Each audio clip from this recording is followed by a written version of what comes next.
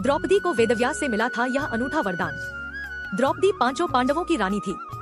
वह खूबसूरत और उदार थी, लेकिन द्रौपदी की पहचान एक साहसी स्त्री के तौर पर ज्यादा की जाती है। द्रौपदी को ही महाभारत युद्ध के लिए जिम्मेदार ठहराया जाता है।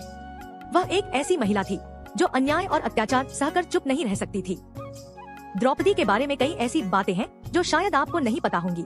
आइए जानते हैं द्रौपदी के बारे में ये बातें। द्रौपदी का नहीं था बचपन। द्रौपदी का कभी बचपन नहीं था।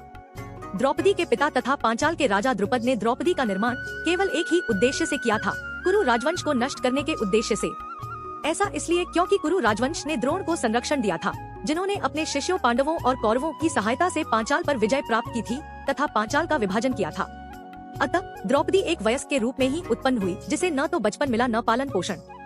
पुराणों के अनुसार 5 पतियों के बावजूद भी द्रौपदी का कौमार्य आजीवन बना रहा, क्योंकि उन्हें महर्षि वेदव्यास का आशीर्वाद मिला हुआ था।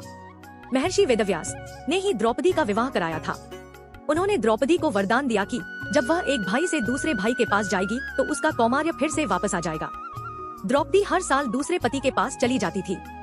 इस दौरान किसी दूसरे भाई को द्रौपदी को देखना तक मना था।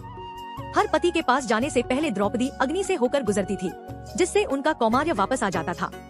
द्रौपदी ने पांचों पांडवों की पत्नी बनने से पहले एक शर्त रखी थी। द्रौपदी की शर्त थी कि वह किसी और स्त्री के साथ अपनी गृहस्थी कभी साझा नहीं करेंगी। उस समय बहुविवाह प्रथा के बावजूद पांडव इंद्रप्रस्थ में दूसरी पत्नियां नहीं ला सकते थे। हालांकि अर्जुन बाद में द्रौपदी की सहमति से अपनी दूसरी पत्नी सुभद्रा को अपने घर में जगह दे दी थी। द्रौपदी हर साल दूसरे पति के साथ रहती। द्रौपदी 5 पांडवों की पत्नी थी, लेकिन वह अपने पांचों पतियों को एक समान प्यार नहीं करती थी। वह सबसे ज्यादा अर्जुन से प्रेम करती थी।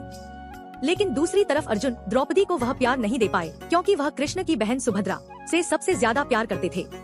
सभी पांडवों ने द्रौपदी के अलावा भी शादी रचाई, लेकिन द्रौपदी की शर्त के मुताबिक इंद्रप्रस्थ नहीं लाए। द्रौपदी जब किसी एक पांडव के साथ होती थी तो अन्य पांडव यात्रा कर अपनी दूसरी पत्नियों के पास चले जाते थे। जय श्री सनातन।